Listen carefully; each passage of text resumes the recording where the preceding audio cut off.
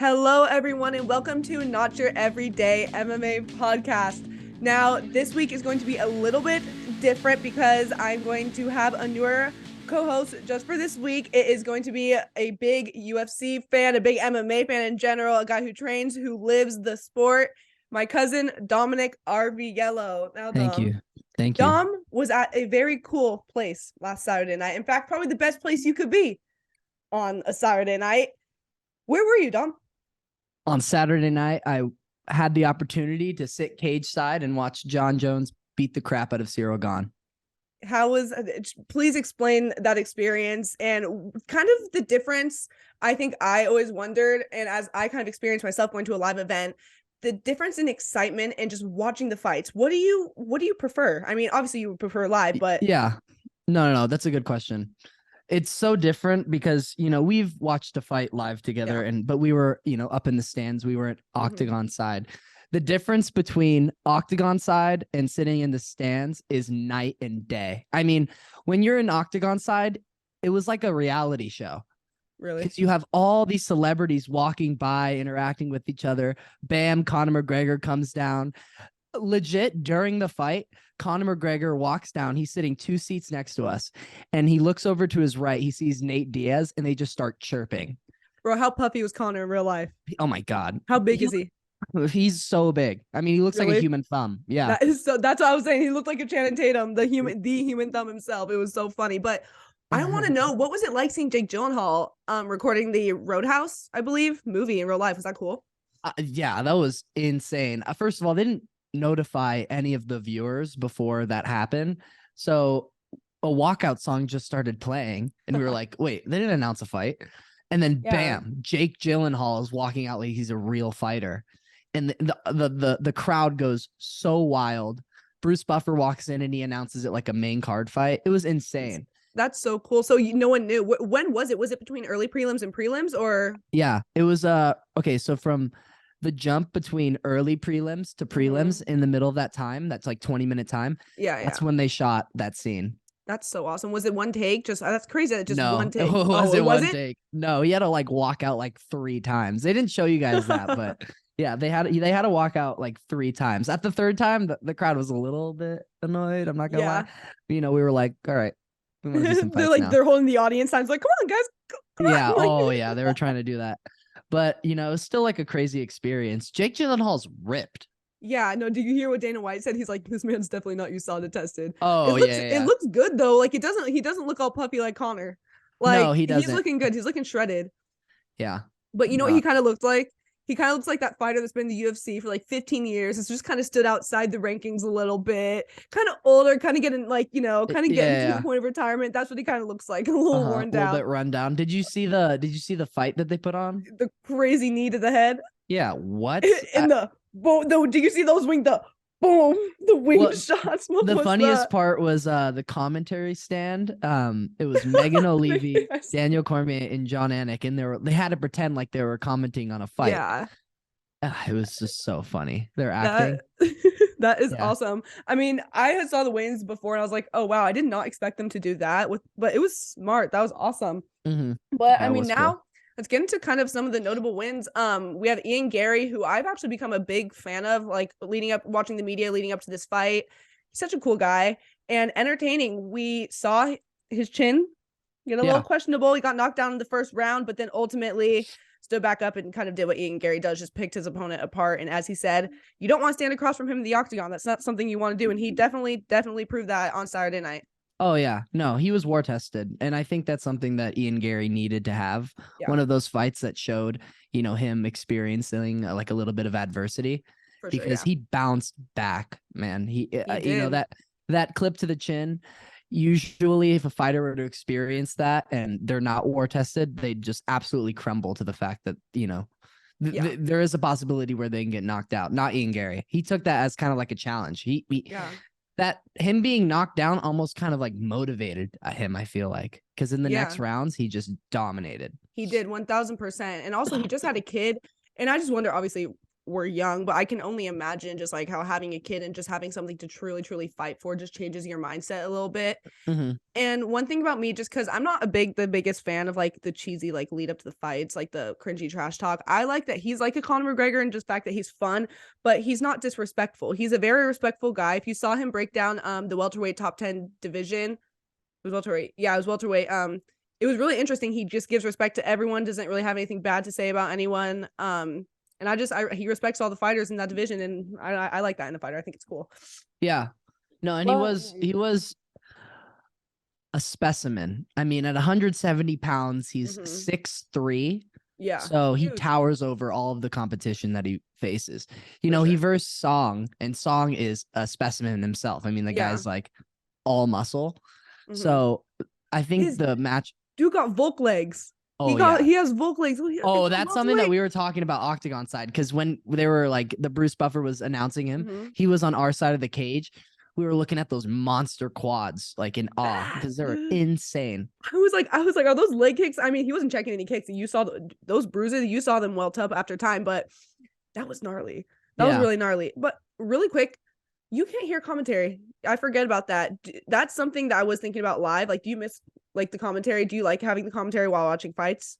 Yeah, I mean, there is I don't know how to explain this. There's something when watching a fight on your couch with a bunch of friends. It's just you get the commentary plus the good angles. It does make somewhat of a difference. And I did miss hearing Joe Rogan and John Anik scream. But we were cage side. So I can't even relate because I work every Saturday night and have to watch the fights after I get off of work alone at like 1 a.m. So it low-key sucks. But I finally got to watch it with people this time. That's awesome. Yeah, it was fun. It was with all my brother's friends because no one I know watches MMA. The only person that does lives in Vegas, which is you. So next I want to talk about Brunson. I actually missed the fight. I had to go back and rewatch it because that was actually at the time that we were going to the party. But when I rewatched it, it was brutal. It was brutal. I loved the decision. I think it should be a decision made more often for coaches to throw in the towel for their fighters to let them live to fight another day. Yeah. He looked so worn out. At the point, it looked like he was just sluggish, just like searching for those takedowns. I mean, it was sad. It was sad. And I think Brunson's I think it might be getting to his time. No, Brunson definitely has been on a decline recently. I don't know if it's through like a loss of confidence or he's 39. Increased pressure. Yeah, that is also true. Older, yeah. I was expecting him to do well. He beat Lyoto Machida. Yeah. He's beaten Uriah Hall. He's beaten really good stand-up guys. So I thought he'd run through Plessis with his wrestling. But Plessis had amazing defense and he is powerful, man. He is. Like, they threw in the towel. Yeah. His coaches legitimately thought there was no way he could win, so they threw in the towel. That's something to be said. I think it was smart, though. I think it's something, like I said, a lot more people should do. Like that Lauren Murphy fight against Jessica Andrade, like that, the towel should have been thrown in. Come on. Like that was a brutal beating. Just like I said once before, let your fighters live another day. Let them fight another day. You want them to be healthy. If you can tell that there's no return. Yeah. You know when your fighter is done and he's out of it. And I think it was a very smart decision. I mean, the bleach is getting to his head, and not in a good way, like the Bronx. Like it's like low-key getting to his brain a little bit. It might be affecting his performance. Yeah. But and then next, Cody Garbrandt finally took him the dub. But like it was just I was next to a bunch of people during that fight, and everyone was commenting like he was fighting champions 4 years ago, and he's fighting now like an unranked guy, and he barely pulls through with a win. I don't know if it was just him getting knocked out in flyweight. He took a long time to move to flyweight. It could have been, incredibly demotivating for him to cut that weight and then just to get knocked out like he did. Yeah. Maybe that's it. I don't know, but he just didn't look like the Cody Garbrandt I'm used to seeing. No, well, you also have to talk about, though, when he did move down to flyweight, I mean, he did fight Kai Kara-France, who was just a title eliminator, like whatever, was just up for title contention. But so I mean, props to him for even taking that fight. Shouldn't have cut down, but my co-host, as you all know, Alex Henry, was saying like 3-4 years ago when he was fighting Dominic Cruz, he looked like one of the best fighters in the world. Yeah. No one had figured out Dominic Cruz. No one had figured out his movement. No one can beat him, but Cody Garbrandt dominated him in one fight. And it's like, what the hell happened? Like, I think the difference young. is just confidence. Yeah. Like when you saw Cody fight Dominic in that fight, you see how much chirping was going on? Every time Cody hit Dominic, he'd do a little jig and like talk to him. Cody was much more serious and much more focused. And I don't know. I don't think it's serving him well. No, yeah. And he did that like little dance move. And I was like, yeah, I mean, you got the win, but it wasn't like. Yeah, it wasn't dominant. It was a technical win. Yeah, for sure. And then, I mean, moving on to the main card, what was the crowd like when Bo Nickel walked out? The crowd was wild because everyone just wanted to watch him dominate.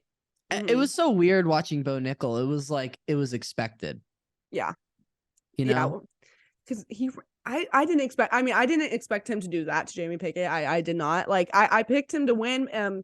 Also, I would just like to announce that my first 3 picks and how they were done were spot on. I was kind of proud of myself for that one. Anyways, nice. Well, I did have him by first round sub, but I didn't expect it to be like that. Like, I was just kind of hopping on a limb there, like, kind of hopping on a bandwagon. I didn't really expect it that much, but yeah, I mean, everyone knows that he was going to take Pickett down, NCAA collegiate superstar. I mean, he was going to take Nickel down. People were confused on to how he was going to submit someone as strong as Jamie Pickett. And he went for a head and arm. He didn't even have the correct head and arm hold, by the way. He wasn't to the side of the guard. He was in the guard, just pressing on it. It wasn't correct. It was totally a submission that a wrestler would attack. But his top pressure was so strong. He held that choke for like 2 minutes. Pickett was forced to tap. So it was insane. He's like, I mean, he's the 4-time national champion, 4-time team national champion, 3-time individual. It just he's insane. And I don't think he's gonna be one of those fighters that's gonna kind of need to slow burn to the top. I think he can have a lot of potential. I mean, his striking obviously is gonna improve, but that's just the biggest difference between mainly wrestlers and mainly strikers coming into the sport is you can come in as mainly a wrestler, and you could dominate. Whereas strikers, you have to learn the takedown defense. You have to learn to grapple. You have to learn to get the fight to the floor. But wrestlers, I mean, if you put Bo Nickel up against Alex Pereira, if he could kind of get a little bit past his shots a little bit and keep his distance and shoot, I would literally pick Bo Nickel to win right now. That's what I was going to say. His style is perfect for the division that he's in. Because 1000%. If you think about all the top players in that middleweight division, I mean, really, Derek Brunson is the only powerhouse wrestler. Or I mean, maybe Robert Whitaker could get past. Yeah, or maybe Robert Whitaker would. I think Robert Whitaker would give Bo Nickel the biggest challenge. Yeah, for sure. But because of Robert Whitaker's jiu-jitsu. But man, Israel Adesanya and Alex Pereira, they have something to be scared of because Bo Nickel is seriously that good.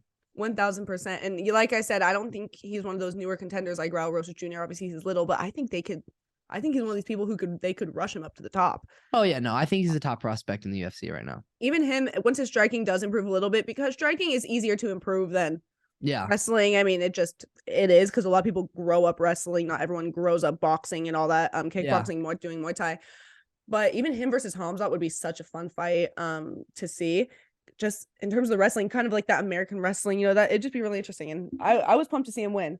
And then me too. Next, Mateus Gamrot versus Jalen Turner. Nothing like, I don't think there's any, like, it was a good fight. Like, what do you think? Jalen Turner versus Gamrot. I'm gonna be honest. I thought Jalen got robbed. You did? Yeah, I did. I thought Jalen was hitting the more powerful shots, and maybe this was because I was cage side and I could physically hear the difference in the power of shots. But I looked at the judge scorecard after, and Gamrot did land more strikes. But if damage is what's being judged on, Jalen Turner wasn't touched. Yeah. I mean, he came out of the octagon unscathed. I mean, the guy was barely even sweating. So the fact that Gamrot, I don't know. That's just me, though. I feel like people should rewatch the fight if they have a differing opinion, because I genuinely thought Jalen got robbed. I was happy that Gamrot caught the decision because I did choose him by a 3-round decision. Yeah. So I was like, yeah, but I didn't think he won. I was just, I really? Didn't think he won. I mean, the thing is, it's like you said, he wasn't doing anything with, like, he wasn't really being effective when he would take him down. And then Jalen, I mean, didn't he only get like 2 Not that many he got like 3 or 4 takedowns or something. Yeah, he got 3 or 4 takedowns, but he wasn't didn't really do effective. anything. He was not effective. And so that's why I did kind of think that Jalen won, just because he rocked Gamrot a couple times, like gnarly, yeah. And also talk about big for a division. Jalen Turner's long. He's huge. And Conor McGregor. Have you seen that TikTok where it was like Conor McGregor was coaching John Jones? Yeah, kind of. He's like, throw the left kick, throw the left kick. If you guys see that video on TikTok, he wasn't actually coaching John Jones. That was the Jalen Turner fight. Really? Yeah, Conor McGregor, the only time where he started coaching was during the Jalen Turner fight. Oh, wow. Yeah, he really wanted Jalen to win. I 1000% thought that was the John Fight. Wow. Trolls on the internet. They're really getting us. It's like it has like 600,000 views too, or likes. Yeah, wow. I know. No, and it was so crazy to like see how the content is made at the UFC. They just have like 7 people with cameras just constantly surveying, looking for celebrities to get content from. It's pretty crazy. That's cool though. I mean, there was a lot of people at that fight, obviously, because it was a John Jones fight. But next up, I think probably the best fight of the night, which it was obviously the fight of the night, was Geoff Neal versus Shavkat Rakhmonov. Wow. Oh my God. Both okay. My gosh. I would like to say that this is like the Gilbert Burns Hamzat fight. There is no disrespect whatsoever to Geoff Neal, because he was great in that fight. He looked great. Yeah. He also proved that he belongs up there. And Shavkat, dude, he took those. See, Vicente Luque had never been knocked out before, right? Geoff Neal completely put his lights out. Shavkat Rakhmonov probably took 20 to 30 of those shots. Just no flinch, no step back. He got clipped. He got clipped. And I think that he only got knocked down once. But again, like, let's see. Who was the other fighter that got war tested? War tested tonight or last Saturday? Hamzat? Yeah, last Saturday. Last Saturday? It wasn't just Shavkat. Grasso? Shevchenko? It was a fight we covered before. Oh, Duplessis? Oh, yes. Oh, and Ian Gary. Ian Gary. Yeah.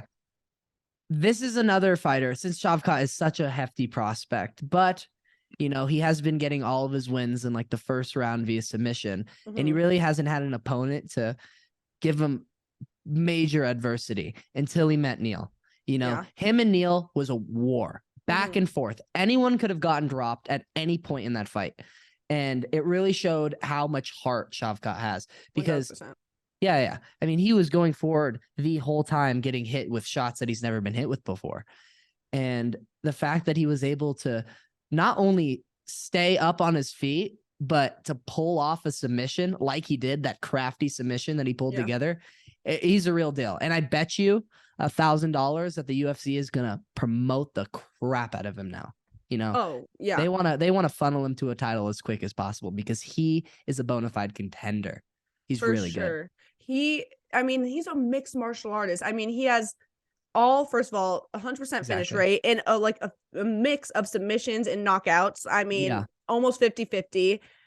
Crazy. And the thing that I don't like right now, though, about this fight is that fans are saying, well, this isn't the same as Hamzat versus Gilbert, because Geoff's he's not good. Blah, blah. What? People those are casuals. Those, if anything, Neal proved himself, because the thing is we all kind of knew how good Shavkat was and how good he can be. No one really knew how good Geoff Neal was. Everyone kind of thought that he'd run through him. A lot of people I talked to was like, oh, he's gonna run through him, blah, blah, blah. No, Geoff Neal did really good, because he's a powerhouse, a really good powerhouse. And I think that people discredit Neal because he had like this 3-fight I think losing streak. No. He had like a 2-fight losing streak where he lost to Stephen Wonderboy Thompson, and then he lost to Neil Magny. I don't think people remember how those fights went. Those were decisions, and those decisions were kind of relaxed decisions. I mean, no one dominated someone. You know, Stephen didn't really dominate Neil, and Magny didn't really dominate Neil. And Neil during that time was also dealing with some health problems. But as soon as he had those health problems dealt with, you could see it. You know, he came in, knocked out Vicente Luque. He got an amazing win over Santiago Ponzinibbio. So I don't know. I think Neal is, obviously he doesn't have the accolades as Gilbert Burns, but he's definitely at that fight level of Gilbert. 1000%. And I think the best fight to make for him right now, even though they've already happened, would probably either be Wonderboy or Neal, because him and Neal are kind of in the same position right now, where they kind of lost to these contenders. But I mean, even or maybe Neil versus Wonder Boy would be better. I mean, not Neil, sorry, Magny versus Wonder Boy, but yeah. Shavkat Rakhmonov. Wow, we don't know for sure if Hamza is moving up to 185. I want to see this fight so bad. I want to see Rakhmonov versus Hamza Chimaev so incredibly that bad. would be a super fight. Yeah, it would be crazy. I mean, and I don't think the UFC comes up fighting at 170 anymore. You know, they can't risk what happened last time. That was a lot of money lost for them. So it was crazy. But I mean, even Rakhmonov versus Covington, that would be an awesome fight, an amazing fight. After that card, there are so many cool fights that can be made now. There is so many cool fights because so many contenders proved that they're the real deal. Ian Gary, Shavkat, you know, they all proved that they have the ability to face these, you know, top level talent. So I think the fights that are coming up are just going to be awesome. 1000%. And can we talk about, Alexa Grasso and the new women's flyweight champion. That's my favorite fight of the night. I cried. Not many people know this, but I don't like saying it, but me and Don, we are both Mexican, born and raised in a Mexican family. So it is pretty cool to have another Mexican champion because I mean, there's Mexicans are fighters. We all know that. We have Canelo Alvarez. We have all these famous fighters, but in the UFC, we're taking over the okay, what's the nationality of Israel Adesanya, Francis, and Kamaru Usman? Nigerians. We're taking over the Nigerians. You know, last year we had 3 Nigerian champions. Now we have 3 Mexican champions. There we go. And it was like bone chilling because I doubted Alexa Grasso. I did. I mean, in the podcast last week, I was like, I'm sorry, Alexa, but I was like, I don't get why this fight is happening. The number 6 contender when there's people like Ferro or even just I'm confused on why Shevchenko didn't wait even for Blanchfield. I don't know. Yeah. Grasso, I was a little confused. And I was like, Valentina, she's going to win. She's going to run through her. Because the thing is, Alexa was mainly a boxer. And that's what I did not picture her ground game. It's improved a lot. It has improved a good amount. She's becoming a true mixed martial artist. And I just thought Valentina would take her down and submit her almost like a Jessica Andrade. Yeah. No, that's what this fight was always interesting to me because I've been actually following Alexa from her amateur boxing career. Because she used to be a powerhouse in women boxing, and then she made a move to MMA. And I was like, oh, cool, let's see how this goes. And then she ties together like 13 wins, and she gets 5 of her wins by knockout. Yeah. And I'm like, wow, you know, this girl has hands. And then she starts submitting people. Like, okay, she's starting to become way more well-rounded. So I was looking at her, and then I was looking at, you know, Shevchenko, and I was like, here are the options, in my opinion. It's either Shevchenko starches Grasso with a kick because the boxing style, unfortunately, one of the disadvantages of having a boxing style, it doesn't really cross over with kickboxing. To a lot of things, exactly. So it was either 2 things, and I genuinely thought Alexa Grasso was going to take home the win, or Shevchenko was going to knock out Grasso like she did Jessica Ai. And the former happened. I mean, it was. I think the biggest thing was also her coming out in her southpaw stance because Shevchenko's always throwing those spinning kicks and to the left, and she couldn't do that. There's no openings for it. It was the one or two she did. She was at a decent range from it, but I mean, she threw that kick and Alexa hopped onto that back so fast, that was incredibly brilliant. fast, and she just. Please, dude, that was not even under the neck. It was Valentina looked like she was about to pop. Yeah. She looked like she was going to pop. It was crazy. It was just the most perfect representation of what MMA is.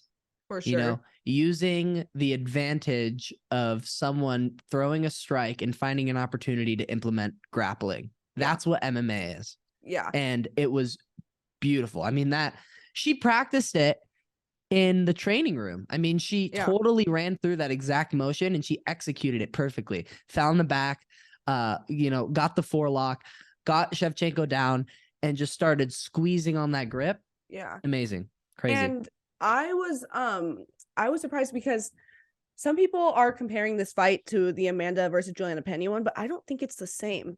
I don't think it's the same because Juliana Pena didn't look necessarily better than Amanda Nunes that night. She was just tougher. Yeah, that makes sense. Tougher. And she found this hole in the jab. Yeah, and it kind of evened the playing fields. Yeah, but Alexa she looked good. At one point, she even looked better than Valentina. She was finding those openings. She was hitting her so much that by the third round, Valentina was forced to take her down, forced to attempt to take her down, forced to wrestle her. And she wasn't even that effective on the ground. She kind of looked sloppy, and Alexa was being really effective on her back and her guard, just throwing stuff. And she looked awesome. Well, this is my point, and I think what you're going to see from Shevchenko in the next fight. Shevchenko is a real problem with jiu-jitsu. The only submission she knows how to attack is the crucifix, which is, you lock the arm. She's gotten many wins with it. And when she got Grasso to the ground, that's the only thing she targeted. And Grasso was amazing at defending. She went over on the shoulder and just rolled with Shevchenko, so she was unable to get the crucifix. Shevchenko didn't know what to do.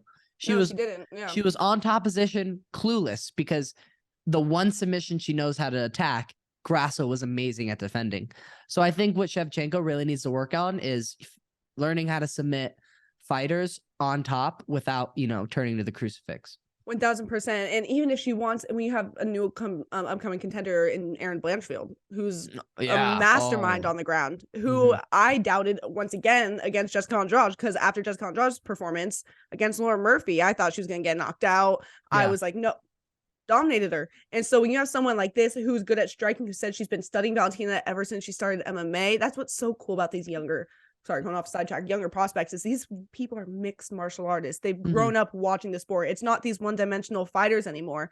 So that's why I think we're seeing so many of these champions fall, because we're seeing all these new true mixed martial artists come up and give a real problem to these one-dimensional fighters. I think that the women's division are going to have big trouble with these grapplers, because Santos, she was able to get Shevchenko to the ground and controller. But she really didn't attack any submissions. She's a great submission artist, but she didn't really attack any submissions. Erin Blanchfield, she is an aggressor. When she's on the ground, she's actively looking for submissions. Anywhere he goes, a submission threat, 1000%. She's looking for anything, and that's what's entertaining, and that's what we want to see as fight fans, because it's not that's what would make this sport so much better, is if people were actively doing stuff when they were in the clinch or on the ground or on guard, just because it wouldn't be controversial if they won, because of the control time, because they were actively throwing, they were actively looking for submissions. And I agree. And that's a flaw to the MMA scoring system, how we still use boxing, because you still technically can take someone down and hold them and win a fight. You can technically do that. And, zero problem with it in the eyes of the scoring system of the UFC. But in my mind, why? If you're professed in jiu-jitsu, you like being on the back. You like being on the bottom position. If I'm getting taken down by a wrestler and I'm amazing at jiu-jitsu, hell yeah, take me to my back. Look at Charles Oliveira. He's really dangerous on his back. Yeah. So if you're going to take me down to the ground, hold me on my back and do nothing, I don't know. To me, that is not domination. That is just a stalemate in position. Exactly. It's showing that you're tired. It's showing that you're weak and you don't want to compete with them. You don't want to attempt. And I agree 1000%. But I mean, moving on, we have the main event, which I actually want to know. Jon Jones. Go. Wow. I mean, I would try to debate it. I would try to debate it all the time, because I'm not a fan of Jon Jones. I mean, of him as a person, but it's just, he's got it. Whatever the fight gene is, he got it. He is amazing. It's just like watching art. I don't know how to explain it. Someone that good, like Cyril Gane, just absolutely dominated and embarrassed almost in the span of 2 minutes. 1000% embarrassed. I mean, I was almost pissed that it ended in the first round. Me too. I was like, damn, man, this should have lasted a little longer. Shit. I know. It's like, well, like, it's almost like we didn't really even get to see Jon Jones, we didn't get to see what he's been working on, what he's been doing. But I mean, that's when you're facing just a one-dimensional type of guy. Like I said, again, it's just the wrestler's always going to win. You put a wrestler against a striker, the wrestler is always going to win. The grapplers, most of the time, if they have wrestling, is going to win. But I mean, dude, I had Jon Jones winning. I had him winning by decision. Not in a million years would I. I mean, I should have, just because of we've seen. It was just so fast. And when he took him down, I don't know if you saw the Henry Cejudo clip of him, going through the takedown change where the John training, Jones, yeah, because John Jones, when he first initiated the takedown, he got his back. Yeah. And he hugged his back by the waist-side, and he brought him over to the cage. And then from that, he kind of drug his hips down and started, putting his hooks in. Yeah. But Ciryl Gane was standing straight up, so it was impossible for John to put his hooks in. Mm-hmm. So John knew this. Yeah. And so right when Ciryl Gane turned, he took that opportunity to change and shoot a double leg and take him down. Yeah. And just watching that sequence, and it was right in front of me, where he got submitted. I was corner the were you near? Blue corner, and Okay. he got submitted at the blue corner. So I saw the level change, and just looking at that instantly, I was like, he's about to get submitted. He is about to get submitted. It was gnarly because the camera angle, it looked like nothing was locked in. It didn't even look tight. And we were like, what happened? Like, did something break or something? I saw the grip. Because even DC and John Jones were talking about, I mean, not John Jones, DC and Rogan were talking about it. They're like, we were confused. We didn't know until they turned the angle, and they're like, holy crap, that was it. You don't want to be in that thing for more than 5 seconds. I mean, it just that picture of Ciryl Gane like shocked in the back, and John Jones like, yeah, this man. No, he was in awe. He didn't know what happened to him. He said, Ciryl Gane, he said, this is my first loss. Like, obviously he lost to Francis, but this is the first time Ciryl Gane has ever been dominated, defeated. Yeah. I mean, proven to be the worst fighter. I mean, it really is. It was gnarly, and that's why I'm excited to see Stipe fight, just because of the wrestling. That'll at least give him some contention. But I just don't even think Stipe. No, I don't think he has a chance. I don't think he stands a chance. And I was looking at the roster. I mean, you have Curtis Blades. That's what I was saying. Is I think Curtis Blades would be a very interesting matchup. Yeah, you have Aspinall, which we don't know how good he is yet. Still but injured, yeah. I wish we saw that Blades fight in its entirety, because it would have told us so much. You have Spivak. Mm-hmm. Which he hasn't faced, but that's like he hasn't faced one of those heavy hitters too. But Spivak, you're right. He's been more put against the brawlers. Like he got put against Francis. No. He got put against Derek, and then he got put against Ty, right? Yeah. So he's being put against these heavy hitters. So obviously he does well against the more the bombers, but. Yeah. If he were to fight someone as technical as John Jones, I don't know, man. I just think John Jones beats everyone. Yeah, even after watching this Ciryl Gane fight with John Jones, I even think that Curtis would have a good chance of beating him just because of his style.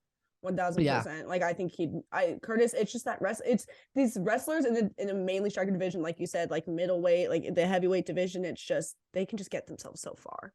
I wish in my lifetime we get a Francis versus John. Me too. I'm praying. Because in my mind, though, Francis is like inhuman for me. Like I like physically just because he's so big. Like I can't see any. You know what I mean? Like I can't see anyone like rocking him, even though he fully has been finished. You know what I mean? But it's just in my mind now, Francis is just like huge, and like I want to see that fight so bad. That fight would cause so much hype for the UFC. I would do anything to get Francis back on the roster. Literally anything. I don't know what was his issue with the UFC. Honestly, in my opinion, I think he was just scared. I think he internally knew that he didn't have a great chance against John Jones. Really? But I don't know, because the UFC literally offered him the most money in a contractual agreement ever to be curated in a UFC contract, and he denied it. Didn't he want freedom or something? Yeah, I need to rewatch the video on why he left the UFC. He's a little hard to understand, so I didn't pick up everything. He talks like a little mouse for being such a good guy. Like, I left the UFC. I left the UFC. But I don't believe that the UFC would not do everything in their power to make the agreements in which Francis asked for, because him versus John would be a super fight. It'd be like one of those Jose Aldo's versus McGregor fights. It would just been a fight of 10 years, fight of 15 years. It'd been awesome. No, yeah, 1000%. I mean, what I would do that fight. And I mean, honestly, even like Jamal Hill saying he's going to go up, like, dude, shut up. Like, I mean, come on. Like, you're not going to no, that's not working. But it's just, John Jones is now officially the greatest of all time. And I think he, in my opinion, I think he fights one more time. I think he fights Stipe, and then I think he dips. I think he leaves. and he leaves with that because I mean, what else does he need? He has 2 more fights on his contract, I think. One more fight. He has 8 fights on his contract. Oh my gosh, how was he? Oh. Yeah, no, he's just gonna run through the heavyweight division. Yeah, no, he's not. He's not fighting all 8. He's not doing that. But I mean, John Jones officially the greatest of all time. Yep. But what an amazing fight! And I mean, March is stacked. March is so exciting. I mean, this weekend we have Merab Dvalishvili, Willie, who I love. I love Merab so much. I went to Piotr Yan. I toured the UFC PI before we went to the fight the next day, and we saw Merab and Aljamain training, and he just seems like the coolest, funniest little guy you've ever met in your life. Have you seen the clips of Merab? He's so funny. Like, he's freaking hilarious. Like, I want him to win just because he's just so funny. But I mean, this isn't going to be kind of like the technical breakdowns as we usually do on this channel, but this fight is, I think it was a dumb decision for Piotr Yan. I think it's one of the worst matchups possible for him in the division, and he needs this win. He needs this win so badly because then that's going to be 3 in a row, and he's going to be one of those gatekeepers for the rest of his life. And he's not going to get back up. And this is honestly, in my mind, this is a horrible matchup for him. It's going to be a very hard win just because of how much of a chain wrestler Merab is, because he will not stop. He won't stop. And he just pressures you forward. He pressures you against the cage, and he will hold you there. And Merab is effective in the clinch, too. He's constantly throwing knees and elbows and everything, and he looks awesome. And I don't know. This fight is a very risky thing, I think. Yeah, it is risky. I mean, Piotr Yan has shown that he can defeat high-level talent that's, great at wrestling, like Jose Aldo. But he's really beaten defensive wrestlers. He's never really versed an offensive wrestler. No, like Merab, Merab's going to shoot from the ring of the bell to the end of the fight. And I don't know if Piotr Yan has the ability to defend all those shots. And he's a good wrestler himself too, but not. He is a good wrestler, but not at Merab's level. I mean, the way that Merab, I forget who he dominated. Marlon Moraes. The way that Merab, the way that Merab dominated Marlon Moraes on the ground was insane. I mean, I think he's the best wrestler in bantamweight. He did like this cross grip takedown on Marlon that was beautiful. I was there. It was insane. I think that if the fight plays out the way you think it's going to play out, I do think it's going to be a decision. I don't think Piotr Yan will get finished. Yeah, me too. But I think that Merab is just going to take him down. That's his game plan. Take him down, find that top control, and just lay it on him. He might go for a submission, but I think that he's just going to really try to apply top pressure to do some damage. Me too. And even if he can't get him down in the clinch, like I said before, he's effective. He is effective. I mean, that's the reason people were like, "Oh, Jose Aldo won that." No, he did not win that fight. I mean, yeah, it was a boring fight because he was just controlling, but he was throwing knees, he's throwing elbows, he's throwing punches, underhooks. Yeah, he was doing stuff while holding Aldo, and Aldo was like yawning, like acting, but he wasn't actively trying to get out. He was actively trying to stand up. And so if he did try to actively get out, he would have gotten taken down. Yeah, he did a split stance and he started yawning because he was safe. Yeah. But he wasn't doing anything. And even when the clinch broke, Jose wasn't throwing bombs during the time that he had. Yeah, he wasn't doing anything. Marching forward. Like he was doing the classic Aldo stance, but it's gonna be an interesting fight. I'm nervous for Piotr. I'm like, dude, you need this win. You really need this win. And this is where you can see the difference in fighters' mentalities. Because some fighters will take the situation and it will motivate them. They'll come into the octagon like not wanting to win, like needing to win, you know? Or he can be so demotivated from his last loss because, his last loss could be debated. He could be down on luck and come into the octagon and just completely suck. So those are the two realities. I think we'll see one of them. These two matchups were definitely kind of the hardest for him because, I mean, you have Sean O'Malley, who's kind of exactly like his style and who is a lot longer than you have this, who's a pure, like, Merab isn't even really like a Habib type of thing because Habib would at least like kind of stand and strike with you a little bit. Merab, no. Yeah, just Merab, go. Instant. Yeah. I mean, if I would like to see would be Merab versus Umar. I think that'd be interesting. Not Umar, not Usman. I always get them confused. Umar and Usman, but Umar, that'd be interesting. But I mean, what do you do if Merab wins?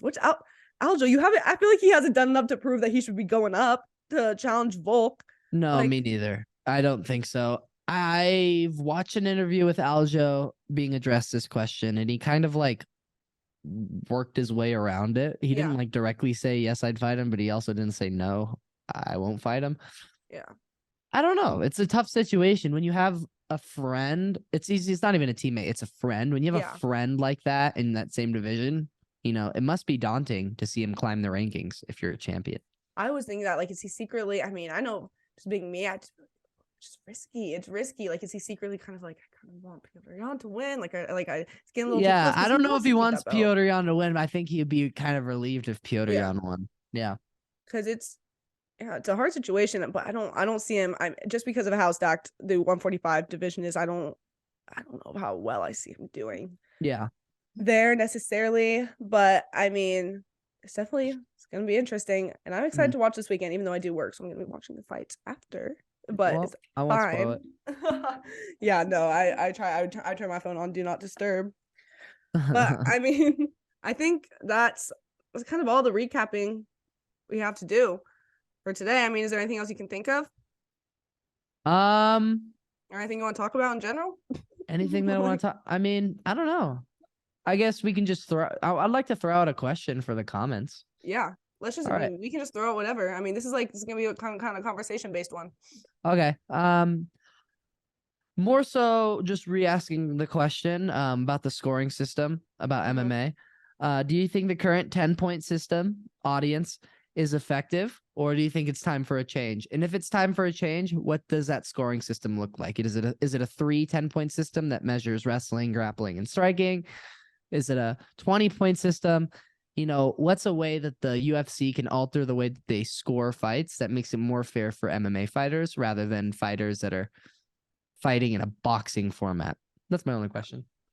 Yeah, no, that's the scoring. It's just, dude. It is. It's something that I often get mad about, because if you truly know the sport, you would know that MMA cannot be counted in a 10-point system. No, it's not a thing. It's too three-dimensional. It's too complex, you know? A 10-point system would be just boxing, just wrestling, just grappling.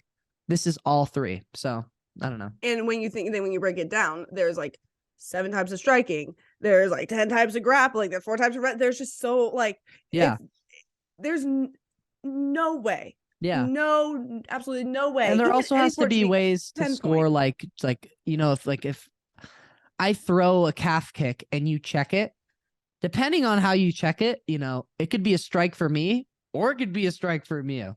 You know? If I throw a calf kick and you check it correctly, that hurts me. Yeah. You know, that hurts me more than it hurts you. So those little things, I wish the judges We saw it with Chris Weidman. You saw it with Chris Weidman live. This man snapped his leg. Like, I mean, come on. Yeah, no, it's ridiculous. And even like, there's like debates for open scoring. Why not? And why? When you play football, it makes such better fights. When you play football, you know the score. You play basketball, you know the score.